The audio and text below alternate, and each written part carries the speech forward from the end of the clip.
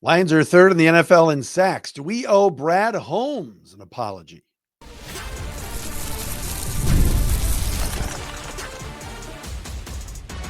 You are Locked On Lions, your daily Detroit Lions podcast.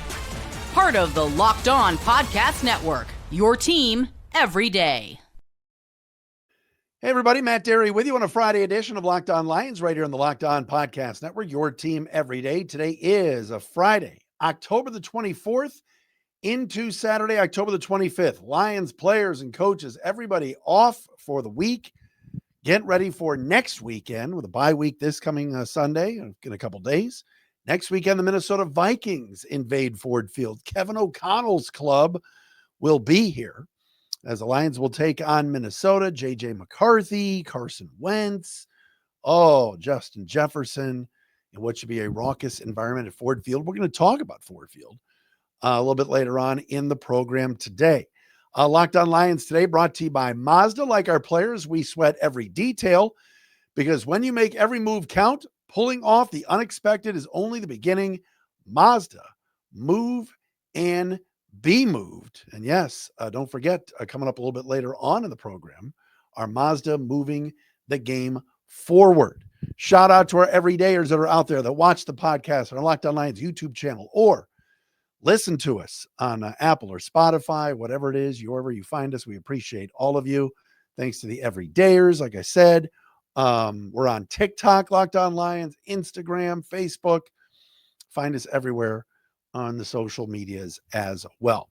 All right, Brad Holmes took a lot of heat, a lot of shrapnel this offseason for not going out and getting a bunch of edge rushers, right? Ahmed Hassanin in the 6th round was like it. Re-signing Marcus Davenport. Yet your Honolulu Blue and Silver Gladiators, the men that don bubbles on the side of their helmets, as Art Regner used to call them. Art hit me up on Twitter during Monday night's game, and I miss that man. I love Arthur J. Regner so much.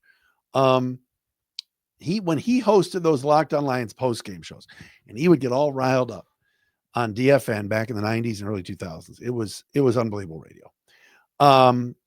What was I saying? Do we owe Brad Holmes an apology?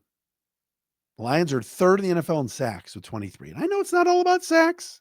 Got to get pressures too. Lee McNeil had 5 pressures Monday night. We'll discuss that. Who is Nick Whiteside? He is the man around town right now. He's the new legend, local legend, Auburn Hills' own, Avondale's own, Saginaw Valley State's own. Nick Whiteside making a name for himself after such a great performance the other night with the 3 pass breakups and everything else. We'll discuss his story, power rankings. Guess who? Guess who's back at number 1 in the NFL? Not just number 1 in the NFC, folks. Number 1 in the NFL. And I didn't talk about it enough this week. I was down at Ford Field for Monday night's game, and I have a lot of good things to say about it. We'll get into that today. Right here on Locked On Lions again next week, Monday, Tuesday, Wednesday. I am off, a little vacay myself. Jake Rietma, the host of Locked On Lions Squad Show with Bradford Banta and Natalie Kerwin. Jake is going to host next 3 days, and then I'll be back on Thursday to talk to my main man, Lucas Braun. Love me some Luke Braun, host of Locked On Vikings. We'll do the crossover coming up on Thursday. All right, so again, Brad Holmes, Lions GM, has done a high-quality job with this roster and with this franchise. The Lions are atop the power rankings. The Lions are maybe the best team in the NFL. The Lions are the gold standard right now. Teams are imitating what the Lions are doing. And they've won the division the last 2 years, made the playoffs, won playoff games 2 years ago, the whole shebang. Brad Holmes has done a great job. Find me a better general manager in this town right now than Bradley Holmes. You can't. All right? You can't. Plan, Scott Harris, boy genius. Trajan Langdon's done a good job with the Pistons, got to be honest. But nothing like what Brad Holmes has done. He's been awesome. And so, again, he took a lot of heat this offseason. I was included in that. I'm like, when's a team going to sign Zadarius Smith? Ooh, this guy's available. And I was not one of these that said, go out and trade for Max Crosby. I never thought it was realistic. I did say that I wouldn't have minded a Myles Garrett move because I think Myles Garrett is elite, but I also knew the financial stipulations, the all of that stuff that goes into trying to make a move like that. But a lot of people were mad at Brad Holmes this offseason. Now, we are only 7 games in. I am well aware the Lions pass rush the next 9 weeks, 10 weeks could get bad. Maybe teams figure something out. Maybe there's too much time for the quarterback, starting with this weekend against the Vikings. Or in a couple of weeks, they're going to play Jaden Daniels again. Or Jalen Hurts. Who knows? Jackson Dart.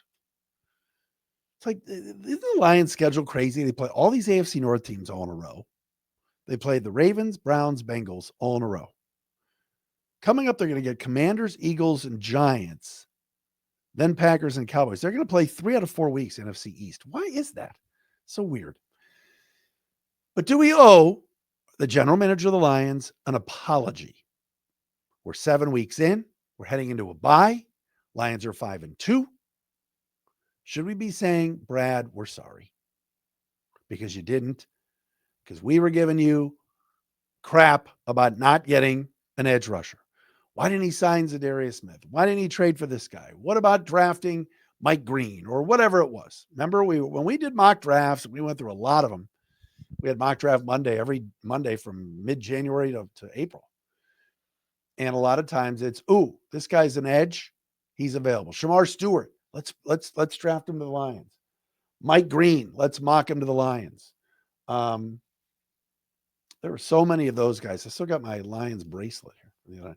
There were so many of those guys that we thought were coming to Detroit. And yet Brad Holmes did not take a defensive end or edge rusher until the 6th round, Ahmed Hassanin from Boise State, and he's been injured. Right? So not even on the roster. Free agency. Lions re-signed Marcus Davenport, which was not real popular, and Marcus is on injured reserve right now. Then toward the end of training camp, or I should say toward the end of the preseason, Lions picked up Tyrus Wheat, who was let go by Dallas, and Tyler Lacey, who was let go by Jacksonville. And that was it. And it was Hutchinson, Davenport, Al-Qadim Muhammad, Tyrus Wheat, Tyler Lacey, and Patrick O'Connor as basically your edge rushers. We talked about Derek Barnes could rush the passer, Trevor Nowaski. And yet, through all of this, okay, the Lions are 3rd in the league with 23 sacks. They're getting pressure on the quarterback. They were all over Baker Mayfield the other night, which was fun to see. They had the 7-sack game on Lamar Jackson. I'm not ready to apologize yet to Brad Holmes because I want to see more. But through the first 7 games, now heading into the bye week, the Lions pass rush is not a problem. Maybe some of it's scheme. Maybe Kelvin Shepard is doing a better job at scheming the guys whose job is it to get to the quarterback. Maybe he's doing a better job of that than what Aaron Glenn did. And Aaron Glenn did a good job. All right. I'm not throwing shade at Aaron Glenn. All right. He's not catching strays from me. But Kelvin Shepard is finding a way to get these guys to the quarterback to pressure them. Week 1 was an outlier. Jordan Love had all day. It was a bad performance by everybody. But I'm not ready yet to apologize to Brad Holmes. I want to see more, but I'm getting close because the Lions seem to know what they're doing when it comes to getting to the quarterback and applying pressure. And it's fun to see. And Aiden Hutchinson is playing at a high level once again, which is also awesome. All right, coming up next, who is Nick Whiteside? What a story this is. And we'll get into that coming up next.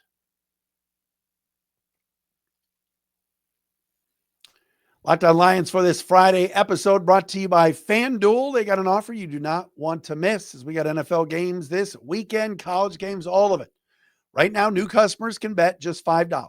Put in $5 on a bet. You get $300 in bonus bets if you win. That's right. Pick a bet, put down $5, and if it hits, you'll unlock $300 in bonus bets to use across the app. They got everything on FanDuel. Player props. You want to build a parlay? You can do that. I'll give you the total. I'll give you the parlay. And all live lines during games. All right. Makes watching football even more exciting when you've got a little something riding on the action. Whether you're a casual fan or love diving into the stats, FanDuel makes the game day experience so much better. What are you waiting for? Visit FanDuel.com. That's FanDuel.com to download the FanDuel app today and get started. And Locked On Lions also brought to you by Rippling. If you're a business owner, here's the truth. SaaS promised to make work easier, but now the average company is buried by hundreds of apps that slow down your teams and simply don't work together. That's not SaaS. That's SAD. Software as a disservice. Get it? SAAD. That's why you need Rippling. Rippling is a unified platform for global HR, payroll, IT, and finance all in one place. They've helped millions of businesses replace a mess of disconnected tools with one system designed to give leaders clarity, speed, and control. It's seriously simple to use and gives companies one source of truth for their people, their data, and everything they touch. Whether you want to run your entire HR, IT, and finance operations as one, or just fill the gaps in your software stack, Rippling can do it all. Right now, you can get 6 months free when you go to rippling.com/lockedonnfl. That's Rippling, RIPPLING.com/lockedonnfl. Rippling.com/lockedonnfl for 6 months free. Terms and conditions apply.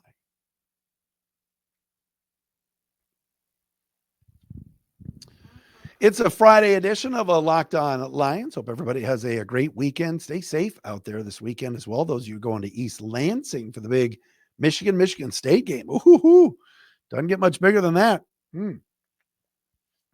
That MSU coach, man, that dude it's a boring. This is like the battle.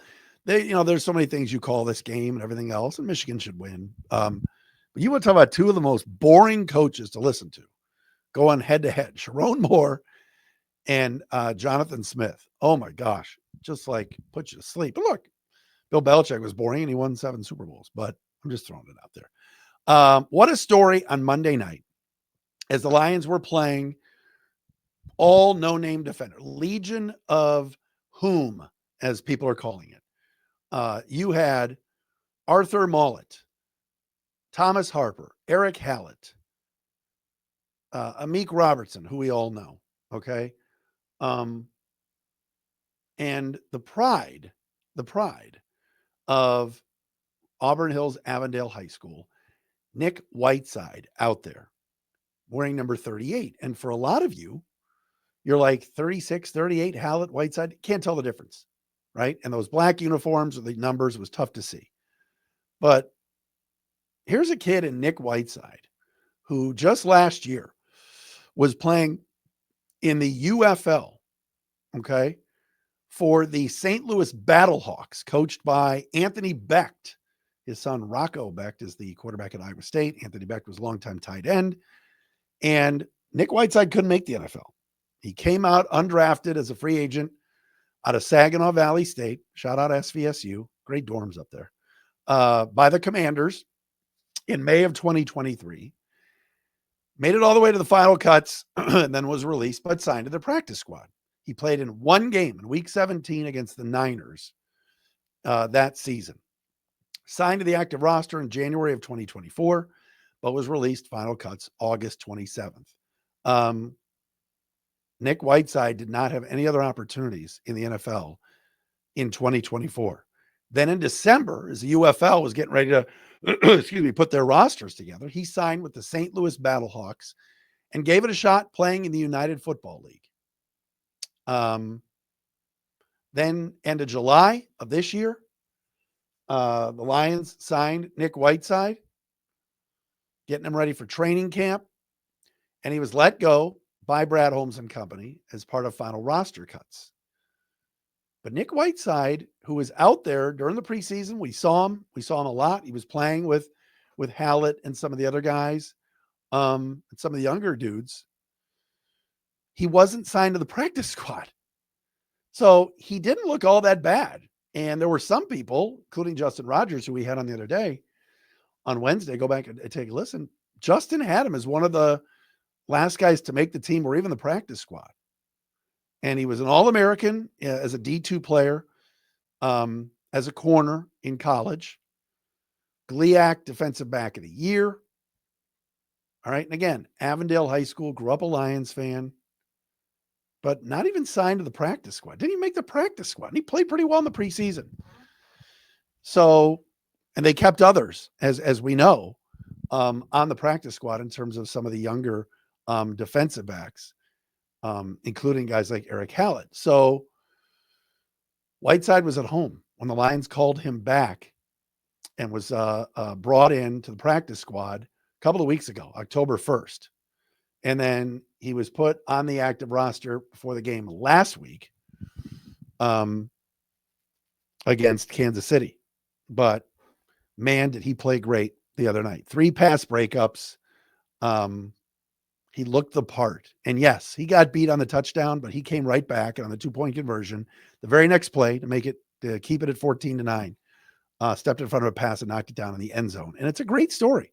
25-year-old kid out of Little Saginaw Valley, playing for his hometown team. We talked so much about Isaac Teslaw and his story of being a local kid that played at Ford Field and all that in high school, and started his career, here in Michigan before transferring to Arkansas. But this is a great story. So you watch number 38 next week against the Vikings. Hopefully he's still playing and is out there. I know the Lions are going to be getting some guys back, but Nick Whiteside has earned his stripes. And hopefully here's a diamond in the rough type of defensive back, which Brad Holmes has found those before. He has. Jerry Jacobs played a couple of really good years coming out as a UDFA for the Lions in the secondary, and Stephen Gilmore and guys like that have had opportunities for the Lions in the past. But what a great story, and happy for a young man like that playing for his hometown team. It is certainly very, very, very exciting and a cool story to say the least. All right, NFL power rankings for this week. I thought the Indianapolis Colts would be at number 1 because they are 6-1 and have the best record in the entire NFL. But that, folks, is not the case. ESPN has the Lions at number 1, up a spot from last week when they were number 2. The 5-2 Lions, best team in the NFL for the Week 8 power rankings on ESPN.com. Colts come in at number 2. They are 6-1. What a performance they had against the Chargers last weekend out in LA. Eagles at 3 at 5-2. Look, I know Philly has lost a couple games and it's disappointing, but it's still a very, very good team. Tampa drops from number 1 to number 4 after losing to the Lions. They are 5-2 as well. And the Rams at 5-2 absolutely curb stomped the Jaguars over in London last weekend, 35-7. They moved from number 7 to number 5. Oh, by the way, big news with the Rams. Kelly Stafford announced that she's going to be on TikTok now. Did anybody see that video that she posted that went viral this week of her telling Matthew that she's no longer doing the podcast? She's on hiatus, but that she said, I have good news and bad news. The good news is I'm not pregnant. Bad news is I'm on TikTok. And Matthew basically walked away. I don't miss that at all. I don't know about you guys. I don't miss that at all. Kelly, that is. Buffalo 6 at 4-2. Chiefs 7th at 4-3. Peter Bukowski's Packers 8th at 4-1-1. They dropped 2 spots after their narrow win over the Cardinals. Seahawks at 5-2 are 9th, and then number 10, San Francisco, also at 5-2. Niners, with all their injuries, playing good football. Seattle at 5-2, I thought would be higher, but they are at number 9. And maybe they're only at 9 because they beat the Texans the other night. And if you watch that game on Monday night after the Lions game, that Texans offensive coordinator is buns. Oh my God. That is one of the worst schemed offenses I've seen in a while. You got CJ Stroud. You got a good complement of receivers. I know their backs have been hurt, but my gosh. Dalton Schultz, a pretty good tight end. They got 2 good tight ends there. That is a horrible offense. They are stale and vanilla, and poor CJ Stroud just getting killed back there. Laken Tomlinson playing meaningful snaps. My goodness. Former Lion. Okay, when we come back, let's talk about Ford Field and the experience there. I got into a bit of an argument with somebody the other day. If you don't like Gridiron Heroes and you don't like the Lions fight song, or you think it's kind of cheesy and dumb, then you're dumb. How about that? I'm just kidding. Everybody's entitled to their opinion. Got to be nice. But I was at the game on Monday night, and I have a few observations. We'll do that on the other side here on Locked On Lions.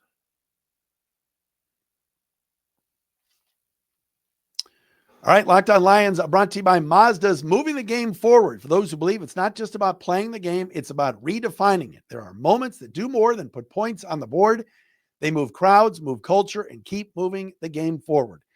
This week's moment that moved the game forward, I'm telling you, folks, it was and has to be the Jahmyr Gibbs 78-yard touchdown run that made it 14-0 on Monday night at Ford Field. The place was electric, went nuts. And that game and that play really did define the game. There was no way Tampa Bay was coming back, despite the fact they got within 5 after that Jahmyr Gibbs run. It was just absolutely awesome. When you follow what moves you, the unexpected is only the beginning.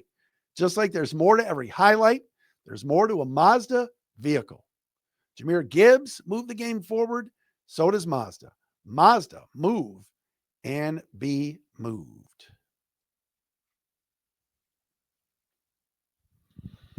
So growing up in the city of Cleveland, I was always anti-dome stadiums for the NFL. I went to Syracuse, and obviously it was so cold there. But the Carrier Dome, there was some cachet about it. There was something about the Carrier Dome, especially for basketball. I was used to indoor football after experiencing it from 1991 to 1995 in my college days. So I was okay with it. But I was always a big fan of outdoor football, especially the NFL. And I had been to Three Rivers Stadium in Pittsburgh and had gone to Brown Steeler games, and obviously grew up going to Municipal Stadium in Cleveland. And I know there's some older Lions fans that remember Lions games at Briggs or Lions games at Tiger Stadium or whatever. And now a lot of teams are deciding, and franchises, that they are going to move their games indoors. Browns are apparently going to be moving. They're going to be putting a dome up, a retractable dome, whatever. Buffalo's doing it. I believe it's going to be retractable. All of these things. Pittsburgh still has the outdoors, still has the grass and all of that. And there's something about outdoor football that I still love the identity of it. I guess the genuineness of it. But when I moved here in the 90s, I went to the Silverdome, and I could not believe two things. Number one, how cloudy it was in there. It just seemed like it was cloudy and like foggy in there, and the amount of fights at the Silverdome. But I remember my seat in that press box for many years covering the Lions for WDFN, and I had a great seat, and it was low, and it was amazing. Ford Field is a gem. It really is. I love it. I love the old warehouse. I love the brick. I love that it's only 62,000. It's not too big. And I think the upper bowl is not too high up. And I really enjoy anytime I get my experience of going to Ford Field. I know what a lot of you are going to say. Ticket prices, especially on Gametime or wherever you get, you look. We love Gametime here. They are a subscriber. The ticket prices are crazy high to see your Lions play. And some of that is the Lions. Some of it is supply and demand. And it sucks. Okay. But the other night, again, Matt Cunningham, one of our everyday listeners, gave me his tickets. I was at the 40-yard line, last row of the lower bowl behind the Bucs bench. And they were really good seats. They had a little bit of an overhang, but for the most part, I felt like I was into the action. And I got to say, the Lions put on, this is the first game I had been to since the preseason, but the Lions put on a really good show throughout the game. The music they play, it's not too loud in there. They're not setting off fireworks. And, Theo Gridiron, who's been a friend for a long time, singing forward down the field. And I love it. I love it. And I know there's some people that think it's cheesy and, oh my gosh, that song is kind of lame. I love it. And everybody singing the rah, rah, rah and everything. And the go Lions at the end. I had a great time the other night. And again, the game dragged. The referees kind of took over the game. There was a lot of stoppages. The Mike Evans injury took forever to get him up and onto the sideline. And my gosh, he broke his clavicle. And and got concussed. So I completely understand. I'm not taking anything away from it. I'm just saying the pace of the game the other night was not the best, but the experience at Ford Field, everything. Halftime show is the Michigan band.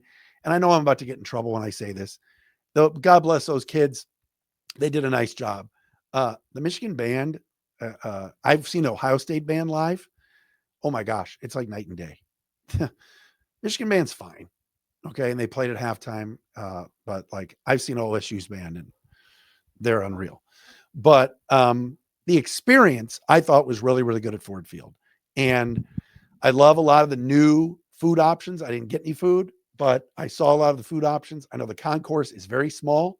So as we were walking in, my friend Jeff McMichael and I went, as we were walking to our seats, it was a little bit tough, sometimes tough sledding, getting through all those people. But man, the place was packed. It was a great environment. And I really think the sight lines are great. Whoever runs the replay screen, you do a great job. They showed everything. You go to Tiger games, they never show jack. All right. It's a nice mix of football. They got highlights that they show. I love the environment. I think Ford Field is really, really good. And I've been in suites on both sides, both on the warehouse side and the other side. I was in lower bowl. I sat in upper bowl. Good sight lines. Good. I had a good time. I think the Lions have done a great job with Ford Field. I know the biggest complaints have been just ticket prices, but all in all, I enjoyed my experience on Monday night. So, and share yours if you want on our YouTube page, on our comments. All right. Jake Riepma is going to be with you next week, Monday through Wednesday. I'll be back next Thursday. Thanks for a great week, everybody, right here on Locked On Lions. No game this weekend. We'll scout out some of the other teams and enjoy Michigan State tomorrow night. We're back again Monday with Jake.